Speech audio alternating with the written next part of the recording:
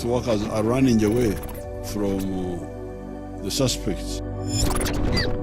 I think this is because they don't yet have protective gear. Emyezi gyekulungudde wano mu Uganda n'okwetooloola zissemazinga nga Africa, Europe, Asia wamu ne America ng'abantu bali mu mbeera ey'obunkenke, omuggalo n'obutamanya kyekinaabaawo enkya. Ekirwadde kinnamutta ekya COVID-19 ekyatuzinda ku ntandikwa y'omwaka 2020 kikyatupakusa. Naye tulina essuubi n'okukkiriza nti buli mu mbeera ebeeramu ekyokuyiga era nti tusobola okutuuka ku buwanguzi bwe twongera okugondera ebiragiro by'abasawo nga tunaaba engalo wamu n'obuteesemberera. Buli lwa Sande wano ku Spark TV ku show yaffe Know Your Rights tutunuulira ebintu eby'enjawulo mu mateeka n'eddembe ly'abantu. Leero tukuleetedde abasawo abali ku frontline eya the fight against COVID-19. Mateeka ki agabafuga era ddembe ki lye balina ng'abasawo? Mu biseera bino ebya COVID-19 abasawo kati babayita balwanyi oba bazira olw'okwewaayo okulwanyisa obulwadde bwa COVID-19. Gw'atamanyi mulimu gwa musawo lowooza ku mirundi emeka gy'ozze olwala era ng'ekikujjira mu bwongo kwe kugenda mu ddwaliro oba okubira omusawo essimu osobole okumanya ekikuluma. Abasawo bagoberera embeera abalwadde gye bayitamu. Kino bakikolera mu malwaliro oba mu maka gaffe. Bajjanjaba abaana bato, abakyala b'embuto, abakadde n'omulwadde yenna eyeetaaga obuyambi. Weewaawo emirimu abasawo gye bakola gy'amaanyi era gya ttendo. Mu kkubo eryo leero tusazeewo okutunuulira eddembe ly'aby'ebyobulamu tulabe obuzibu bwe bayitamu mu biseera bino ebyakazigizigi. Bwe twogera ku b'aby'ebyobulamu tuzingiramu abantu bangi omuli abasawo oba ba doctors, bannansi, bakiyambi abakola mu ddwaliro na buli muntu gwe kikwatako mu mbeera y'okujjanjaba omulwadde.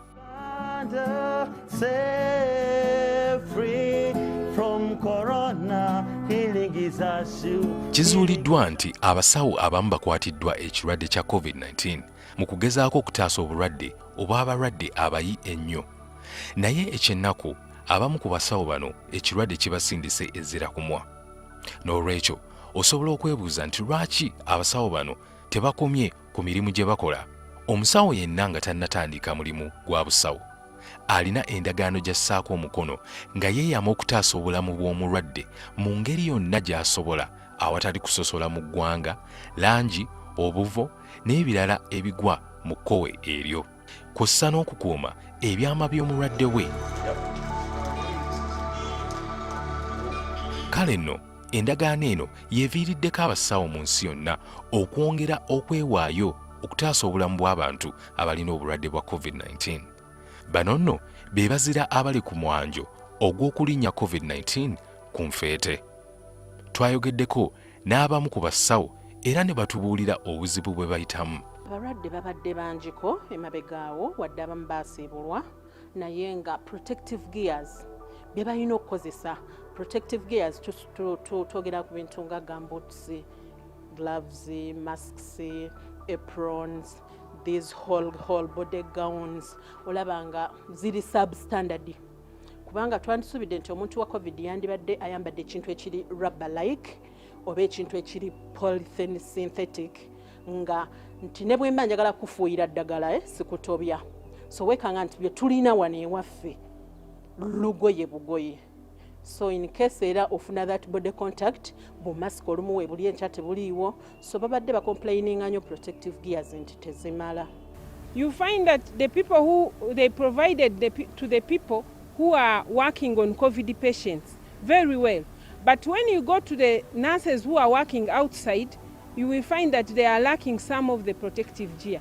I expected them to be having protective gear, all of them, but you look at the masks, some of them have, others don't have. You look at the goggles, some of them have, others don't have.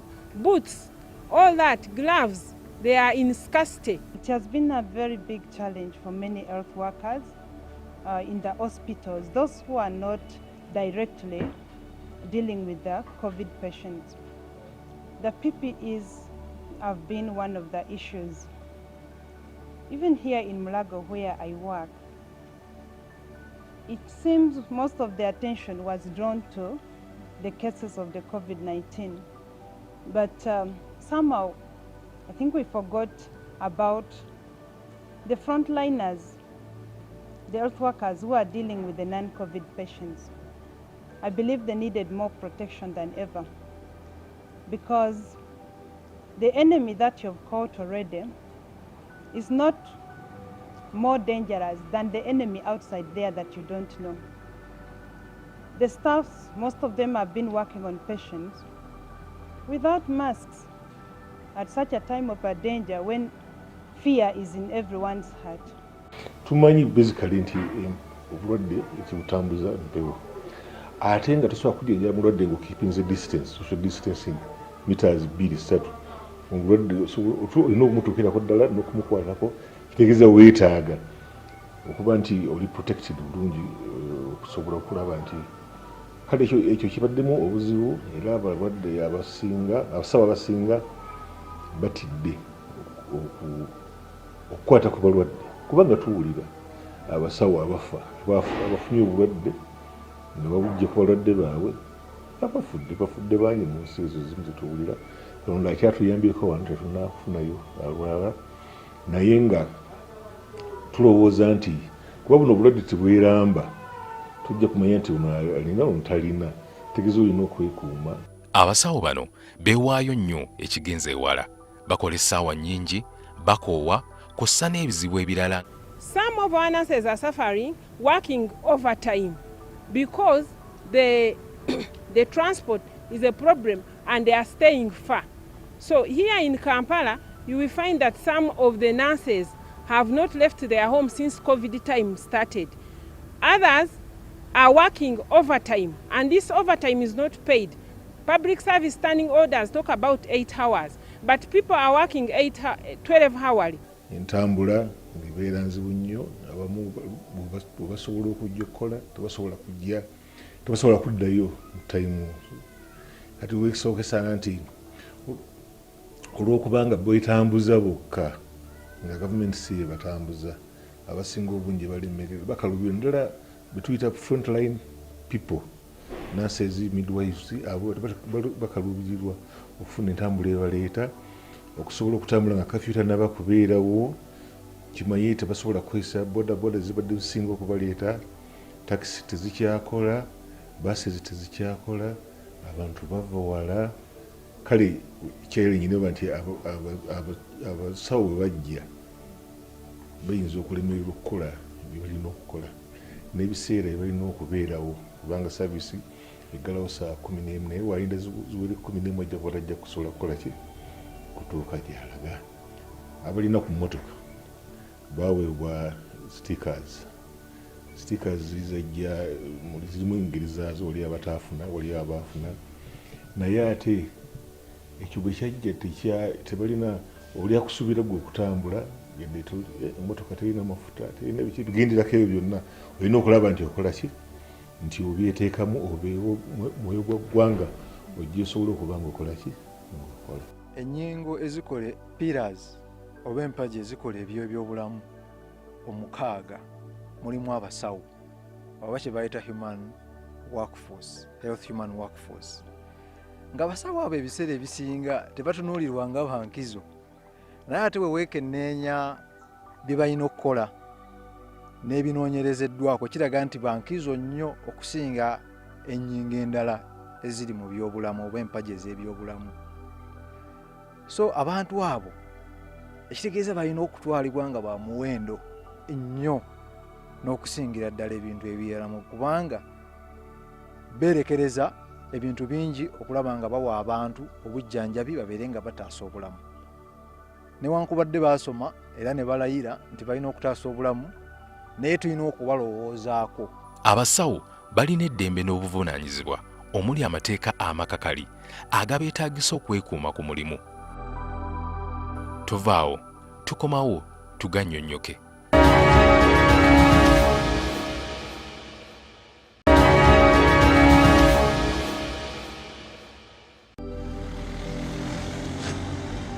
Kulikayo mu bulango bwa bakama baffe gwe eyakatwegattako tutunuulira eddembe ly'aby'ebyobulamu naddala mu biseera ebya COVID-19. Okutegeera embeera embi abasawo gye bayitamu kiyinza okuyamba ebitongole bye kikwatako okuvaayo ne bayamba abasawo bano okumanya engeri y'okumalawo okunyigirizibwa kwe bayitamu n'okubadduukirira n'obuyambi obutuufu bwe beetaaga. Oyinza okwebuuza lwaki tutunuulidde nnyo abasawo so nga waliwo abantu abalala abakola emirimu egyekuusa ku gy'abano ate nga gya bulabe nnyo mu mbeera eno ng'abalongoosa n'abakozi abalala abakola mu ddwaliro. Naye ky'olina okumanya nti bino bye twogerako bibakwatako nabo. Ng'obulwadde buno bwa COVID-19 tebunnabalukawo, ab'ebyobulamu baali basanga obuzibu bw'amaanyi ddala obulabe bw'okukwatibwa endwadde olw'obutaba na bikozesebwa bimala. Ekitagumiikirizibwa kye ky'okufiirwa omusawo yenna kuba tubadde n'obuzibu bw'abasawo abatamala okuviira ddala emabega. Enamba y'abasawo ntono nnyo. Amasomero go tugayina agafulumya ate ne ssente abazadde basazeewo ne bazisasula kubanga buli omu ayagala omwana we abeere omusawo abeere nansi nga nze. So kati bagezezaako nga bw'omanya omugaso gw'omunansi naye omuzadde aba ayagala mu nnyumba abeeremu neki n'omusawo at least bw'aba waliwo ekiriwo mu famire asobole okumuyamba n'omugaso gwa nansi nga bw'ogumanyi oba muzaalisa. So abazadde bagezezaako ne basomesa naye nkubuulire gavumenti abasawo beesobodde okuwa emirimu abanansi n'abazaalisa bali 2,200.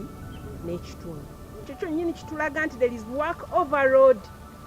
Bw'onaabanga olina kulabirira let's oyinza okwesanga ku evening mu Mulago ng'olina abalwadde nga 80 oba 40 ate nga muliko abasawo 2. Kati omusawo n'abanga ajja n'afunako ekizibu oba omwana we n'abanga tabadde bulungi n'atatuuka eyo evening oyagala ongambe nti abasawo baba bamala. Abantu abasinga beeraliikirivu nti singa wabaawo omusawo yenna nansi oba alongoosa n'akwatibwa obulwadde bwa COVID-19 basobola okubusiiga buli muntu abazze mu ddwaliro okufuna obujjanjabi. Abasawo bo baasigala bakola newankubadde abantu abasinga baalagirwa okusigala ewaka. Bano ekyewuunyisa be bamu ku bantu abasanze obuzibu oba okuswazibwa n'okusosolebwa mu bitundu byabwe gye babeera ne mu maka gye bava olw'omulimu gwabwe ogumanyiddwa okujjanjaba n'okutangira ensaasaanya ya COVID-19 ate nga beeraliikirira okusaasaanya ekirwadde kino mu bantu. Batandise okubeera nga basosolwa mu bitundu ebimu. Engeri gye bajjanjaba gye babeera n'abalwadde tebaagala abantu kuba babeeremu bitundu ebimu laba bakuba abantu mu bitundu ebimu aba bulijjo. Ennaku ezo nalaba e Buyindi abantu nga bakuba abasawo. Abantu bajja ekiminya ne bakuba abasawo naye nga ate abasawo be bali mu kkuba be bali mu kuyaba nti kinaakutuuka naye mu bitundu ebimu okusosolwa kutandise. Olw'ensonga nti omusawo ono ali ku front line. Bwesanga nti nno oba twesanze nti omusawo bw'addayo ewaka n'abawaka ababeera nabo bamutya. Yadde ng'olaba aba agezaako okugoberera embeera zonna eza okunaaba engalo, okozesa sanitizers buli kiseera, okozesa face masks byonna ebyo. Naye weesanga ng'era community emutya, abawaka bamutya olw'okubanga nti ajjanjaba abalwadde oba oliawo abamu be omusobola okuva ba suspects oba mwe twandisuubidde nti musobola okuvaamu awo we basuubiriza okuba nga balina COVID-19. Ekibeera kya kusoomoozebwa ky'amaanyi. Ng'eggwanga ligenda mu maaso n'okuzuula eddagala eriwonya, go amalwaliro ag'obwannannyini galekeddwa emabega era ng'endwadde ezisinga tezifiiriddwako ekivuddeko abantu okuggwaamu essuubi. Twesanze nga private sector esanze ekizibu kinene n'abasawo bennyini mu private sector basanze okusoomoozebwa kw'amaanyi mu biseera bya COVID. Okusookera ddala amalwaliro gano ge twandiise aga private sector oba ag'abantu wansi gasanze ekizibu mu by'okkozesa bye twandiise personal protective equipment oba bye balina okukozesa okwetangira okuba nga tebafuna bulwadde buno obwa COVID-19. Tebimala bulungi. Ate ababiyina abandyagadde obifuna ebbeeyi yeekalamye biseerebwa ddala. Kale weesanga nga akalwaliro akali wansi eri ng'ekyannabukaaka aka private omusawo tasobola bifuna. ate ne bwe yandibadde abifuna kitegeeza akasente ajja kassa ku mulwadde ate omulwadde atasobola kukola ki kusasula bisale ebyo. Omanyi bwe tuba tutunuulira ebyobulamu abantu batunuulira nnyo public sector, amalwaliro ga gavumenti oba empeereza za gavumenti, naye erabira nti private sector ekola omulimu gw'amaanyi nnyo mu kujjanjaba. Kuba wetegereza reports eziriwo zirambika nti ebitundu 40 ku buli 100 malwaliro ga bwannannyini agaweereza mu byobulamu, ebitundu 20 ku buli 100 amalwaliro ago wansi ga bwannannyini. Sekitegeeza nti bakola omulimu gw'amaanyi mu mpeereza z'ebyobulamu.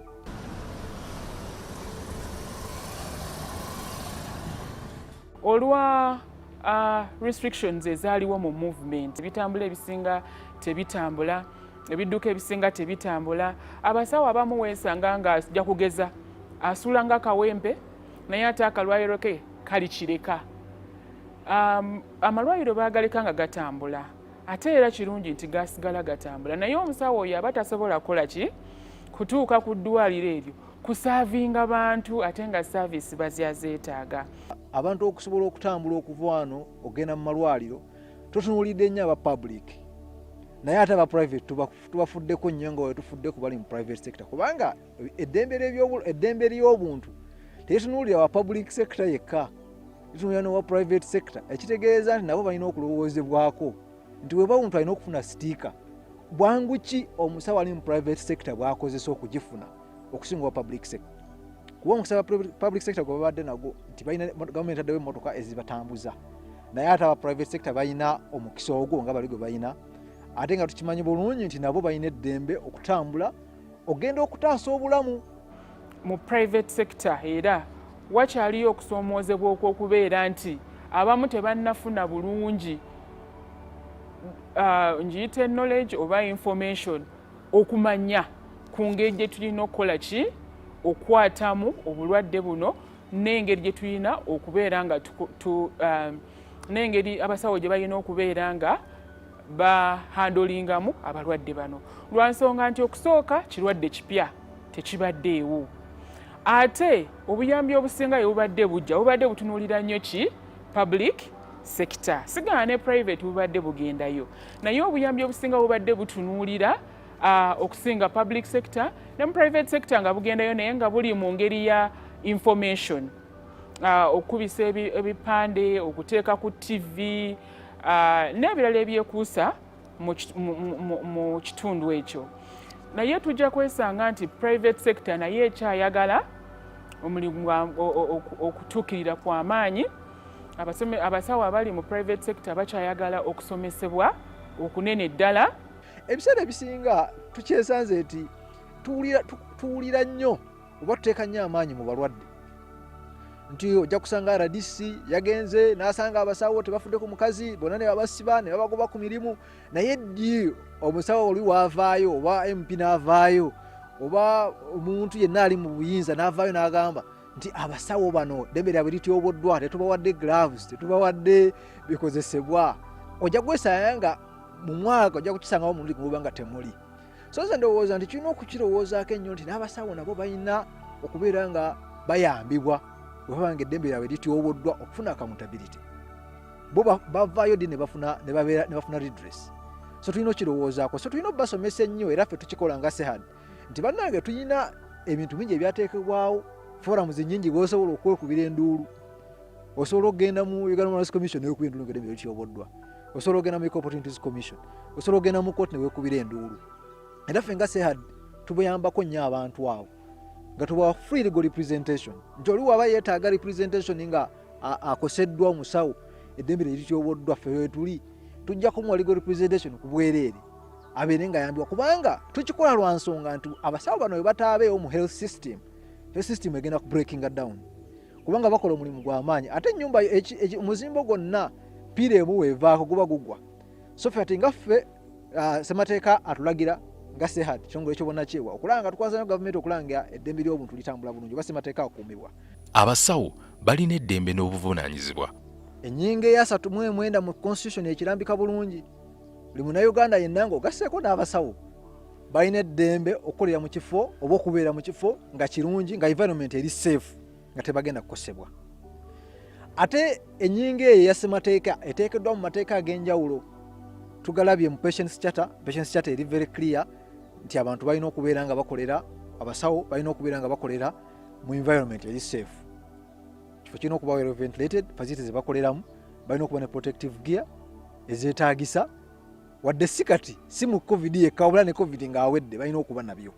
Walina okubeerawo embeera ng'omusawo tagenda kulwala wabula n'omwali tasobola tagenda kukola ki kuba exposed kufuna bulwadde. Ensonga endala nti abasawo bano balina eddembe okukola.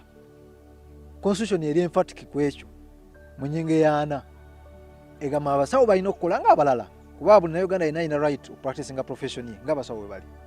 Naye mu practicinga kuno balina okuba happy, balina okuba motivated, balina okuweebwa ssente ezisanyusa, balina okusula obulungi, balina okubeera nga nabo basobola okutuusa ebyetaago ku bantu baabwe oba abantu abalala balabirira. Katugambe omuntu okusobola okugenda okufuna kukola interview n'agamba kamera yiiyo genda nga takuwadde entambula kubanga entambula tebagikiriza kubeera ku kkubo. Tojja kukozesa booda kubanga nayo bagikola ki bagigaana. Okola naye ng'okolera mu bugubi. Ebintu ebyo byokola olusi kwalite yabyo naye ekola ki ekendeera omutindo gw'obikolerako kyolina okukola ogenda okulaba nga si buwandi kikoze bwekiti.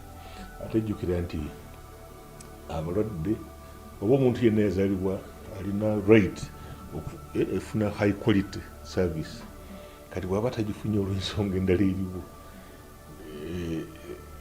awo tugamba nti tasobodde okuyambibwa nga bwendwadde ayambibwa n'olwekyo eddembe lirikoze eki lirinyiriddwa. Omusawo bw'atafuna bikozesebwa kukola kintu nga bwe yali akimanyi okukikola naye tulaba nga atina exposure ye ya risk tuyita risk exposure. Awo tutandika naffe okugamba nti tetukoze era eddembe lirikoze eki lirinyiriddwa. Ensonga endala bwe baba nga tebamatidde na mpeereza oba kutyobula ddembe lyabwe balina eddembe okukubira enduulu. Ssemateeka ennyingo eya 5 ebagamba babanga eddembe lyabwe lityoboddwa oba liri threatened basobola okugenda mu kooti ne beekubira enduulu oba mu kifo kyonna ekyateekebwawo okubeera nga omuntu asobola okwekubira enduulu ng'eddembe lityoboddwa. Ate ekirala bwe baba nga si bamativu basobola okusalawo okusuula ebikola wansi newankubadde abalala bakiraba ng'ekityobola naye baddembe lyabwe. Abamu bayita mu unions zaabwe, abalala bayita mu associations zaabwe, abalala bagenda nga bakozi b'eddwaliro bazoga kati ffe tuwumuza ebikola. Ssemateeka abalagira era abawo ebbeetu okusobola okuwumuza ebikola mu kwekalakasa bufunze bayita kwekalakasa naye okweddembe si kuli okulimu okukuba n'okwonona ebintu. Naye era tetwerabira nti wadde bawumuza ebikola tulina ate okulowoozeera ku balwadde safeguarding the patients. Sabamu baba balina okusigalawo nga baweereza n'abalala basobola okubeera nga bawumuza. Naye mu bugazi eddembe lyonna Bannayuganda lye beeyagaliramu ng'obutakubwa, obutatokyaringibwa, eddembe y'okuba nga balamu, eby'ebyobulamu nabo baliyina. So buli right yonna Munnayuganda mulala gy'alina nabo bagiyina.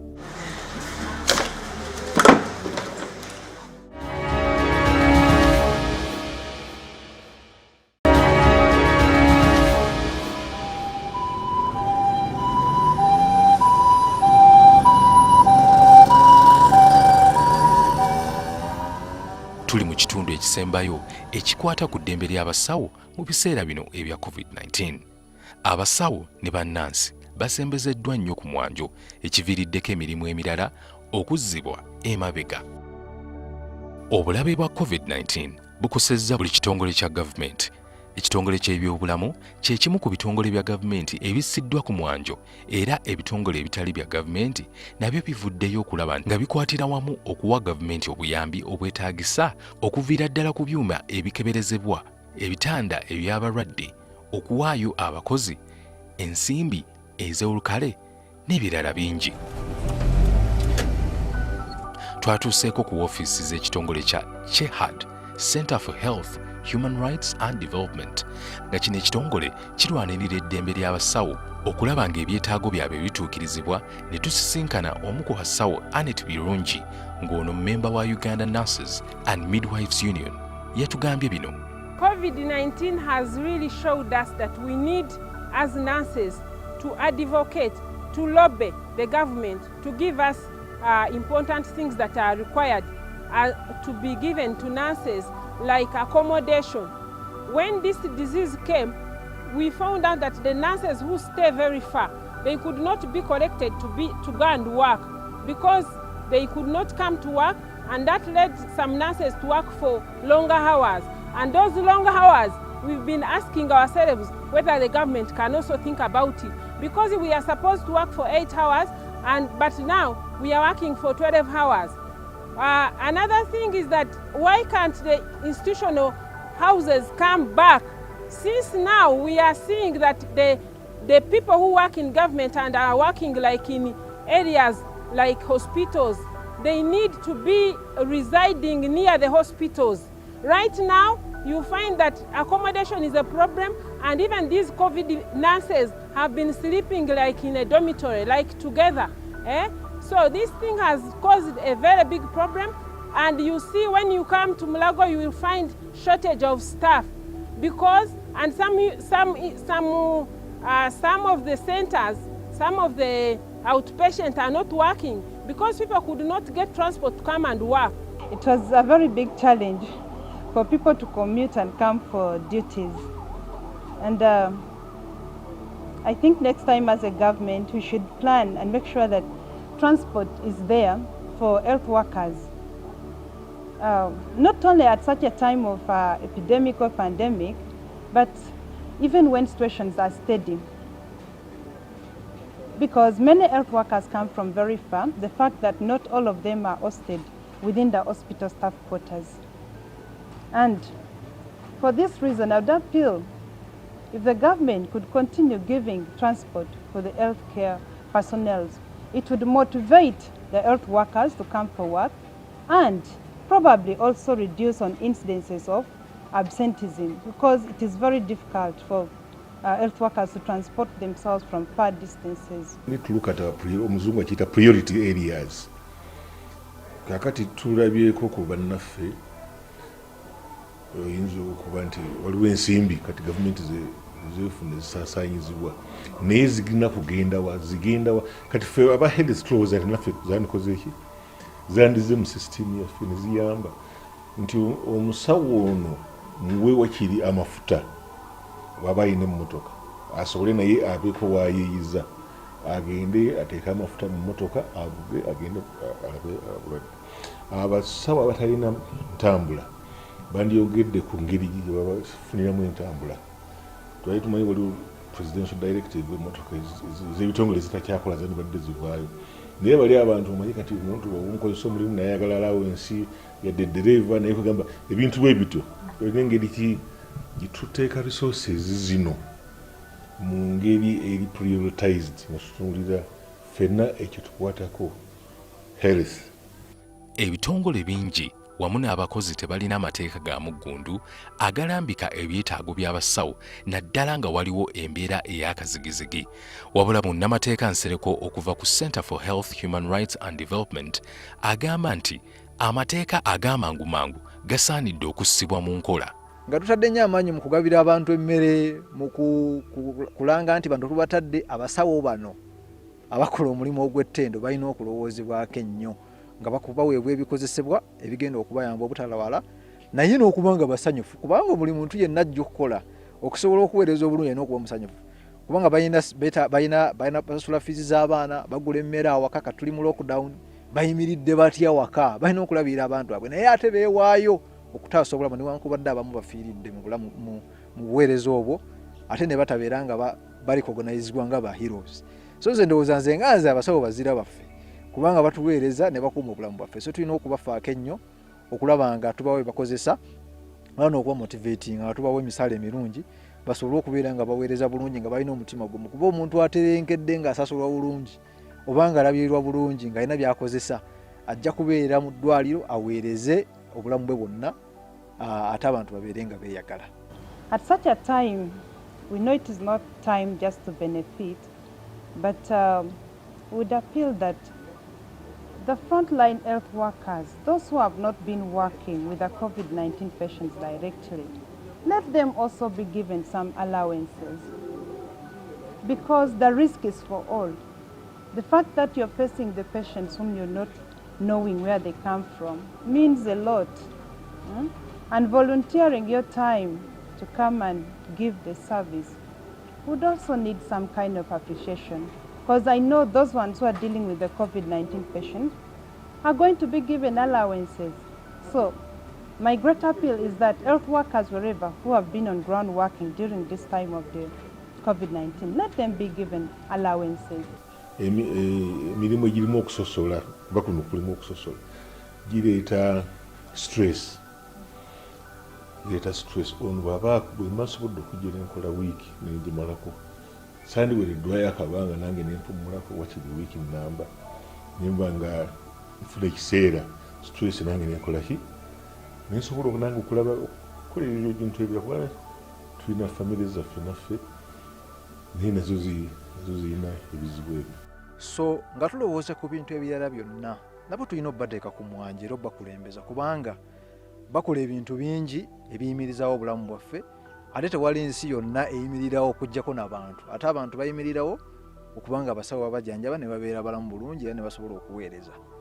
So kikulu nnyo abasawo bano okubalowoozaako, si kubalowoozaako ng'abantu bokka wabula n'eddembe lyabwe lye balina eribaweebwa ssemateeka kubanga nabo nga bannayuganda abalala balina eddembe mu ssemateeka, balina olukusa okukola nga bwe baagala, balina olukusa okusasulwa nabo emisaala ne beeyagala, nabo ne beeyagala, balina okuba nga tebasosolwa ng'abantu abalala. Naye tujja kukyesanga nti mu mbeera ya COVID gye tulimu nti amaanyi agasinga obungi gateekeddwa nnyo mu kujjanjaba ne tutalowooza nnyo ku basawo. Ojja kutuuka mu bitundu ebimu nga basawo tebalina bye bakozesa, tebalina protective gear, tebalina sanitizers, tebalina gloves zimala. Kati osuubira otya abantu abo okuweereza obulungi, okujjanjaba obulungi abantu? So abasawo bano balina okuweebwa ebintu bye bakozesa mu kujjanjaba. Abakozi mu by'ebyobulamu era ng'abakozi abalala nabo balina eddembe n'obuvunaanyizibwa mu kaseera kano aka COVID-19. We know that, for example, right now, there are suppliers who are supposed to take medicines to the hospitals, but the cars to move, the people who work in pharmacies, because not all medicines will be in the hospitals. At one time, people will want to go to buy the medicines in the pharmacies. So those pharmacists that are operating the pharmacies need to be in those pharmacies. So we need that whole list of the people who need clearance, who need special cards to allow them and to give them free access. Because the clinics, hospitals, pharmacies, those ones are essential services and supposed to continue. Okusinziira ku World Health Organization, eddembe ly'abasawo litwaliramu abakozesa ne bamaneja b'amalwaliro okukola bino wammanga. Obuvunaanyizibwa okulaba nti emitendera gyonna egiyamba okwekuuma n'okwetangira obulwadde gigobererwa bulungi, okukendeeza ku bulabe n'okulaba nga abasawo basigala balamu, okussaawo obubaka, endagiriro n'okusomesa abakozi engeri y'okwekuuma, okumanyiiza abakozi n'okubawa obubaka obwetaagisa ku COVID-19 kw'ossa n'okubawa ebikozesebwa ebituufu, okukebera, okwekebejja, okujjanjaba abalwadde n'ebintu ebirala.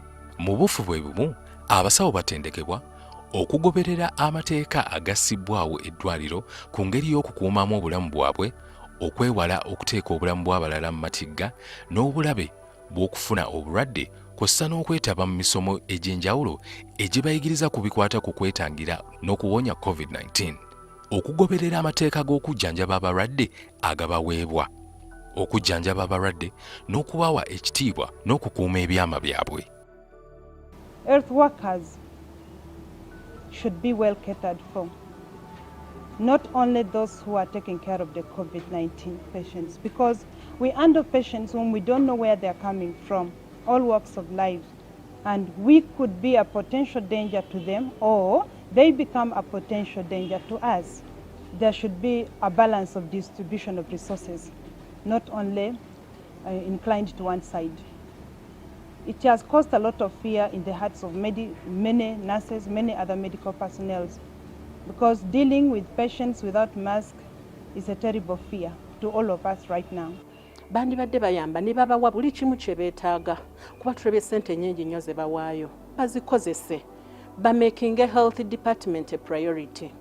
kubanga ffe tutuukibwako omuntu wa wansi nti bw'anajja omuscreeninga n'omwongerayo so babeere nga babawa ekyo kye beetaaga ate babasasulira obudde bwabwe ne risks ze bawaayo kubanga they left their families there, they are there, bali quarantined there, tebavaawo paka we banagamba nti Uganda has been declared COVID free. Gavumenti yatuyambye nnyo okulaba nga abasawo baffe tebasosolwa naye n'okubeera nga basensitizinga abantu nti abasawo bano kye bakola kyakutaasa bulamu ate balina protective gear tebasobola kubeera nga bafuna obulwadde.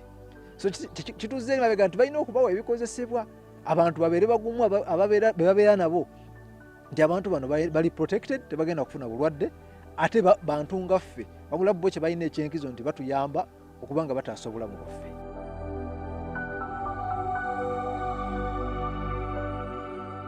In countries like UK, even Spain, there's a big outcry by the health workers for the protective clothes. So I checked with the PS today of Ministry of Health. She told me of the arrangements they have made and they are making. I want it in writing because I want to be clearly sure about the source and the quantity. But we are also consulting with our factories to make many of these products here. Although I hear that one of them, N95, is patented by one group.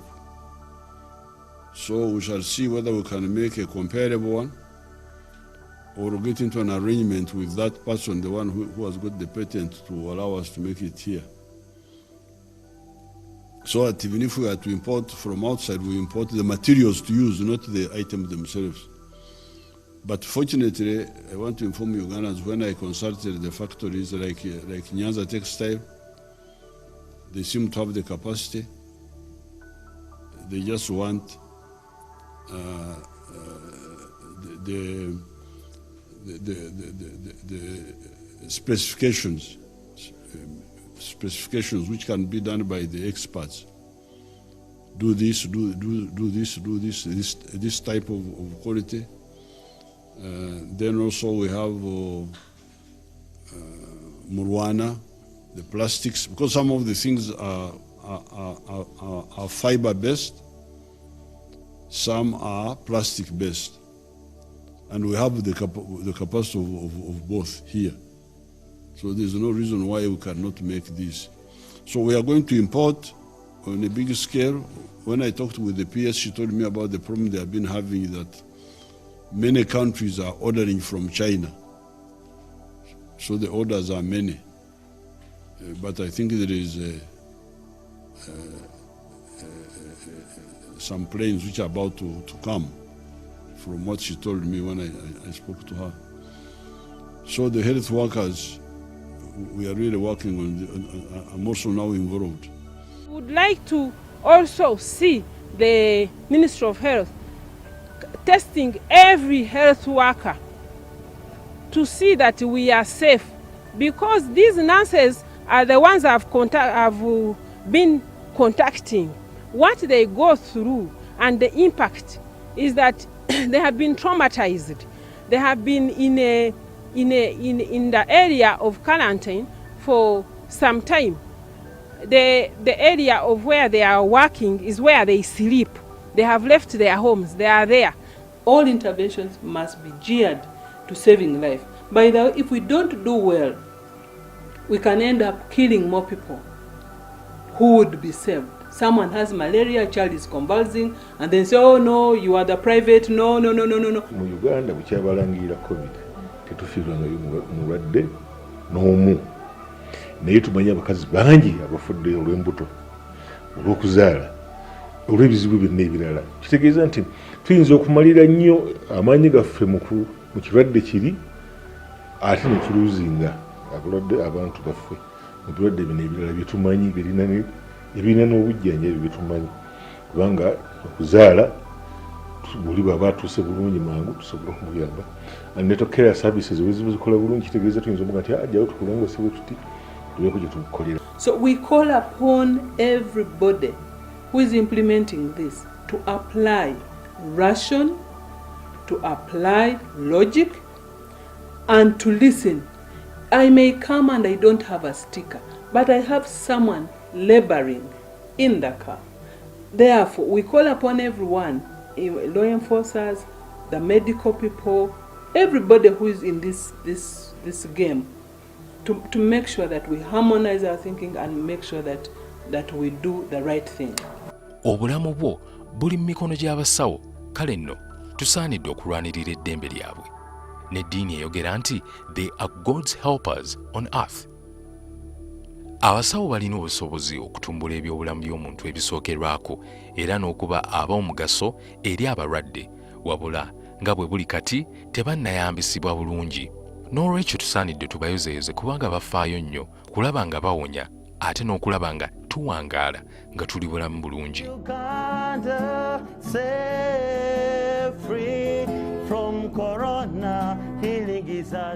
Ng'ekitongole kya Center for Health, Human Rights and Development twalabanga ba clients baffe abasawo, abalwadde n'abantu abalala balina ensonga ez'enjawulo ez'ebyobulamu batawaanyizibwa mu kukwasagana naffe.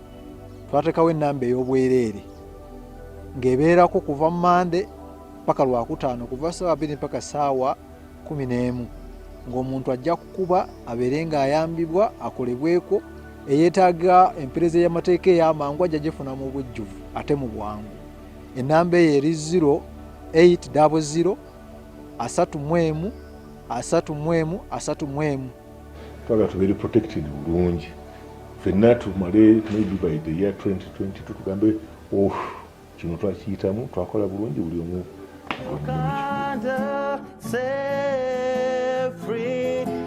Stay tuned for the next program, wano ku Spark TV.